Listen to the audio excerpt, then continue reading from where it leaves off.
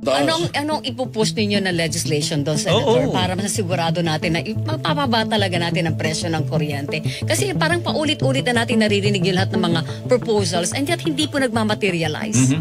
Pagdating sa kuryente, naku, mabigat yan. I cannot talk off my hat. Hindi ko napag-aralan yung tanong mo na yan. So mahirap.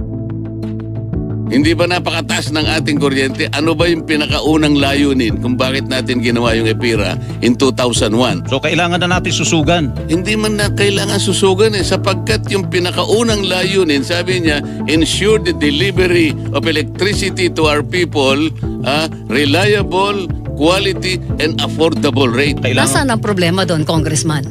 Di tanungin natin ang DOE at saka lahat ng mga ensya ng gobyerno may kinalaman sa pagpapatupad ng batas na yun. Bakit hindi natutupad yung affordable rates? So dapat may pananagutan ba doon ang ERC being the regulatory body? Hindi lang ERC, lahat ng may kinalaman doon sa pagpapatupad ng batas na yon. Ang DOE ang central to that. Hindi ba? Bakit hindi napapatupad yung affordable? Ano ba yung affordable sa Tagalog, Weng? Abot kaya. Abot kaya.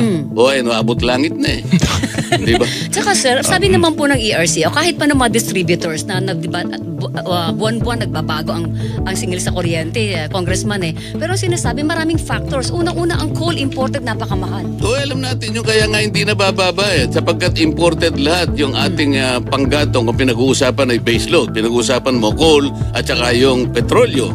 Pinipilit nila yung mga renewable energy. Pwede rin yan pero hindi substitute yan sa base load natin sapagkat very intermittent ang solar, ang wind. Hindi natin kaya. Ang wind will only apply when the wind is blowing.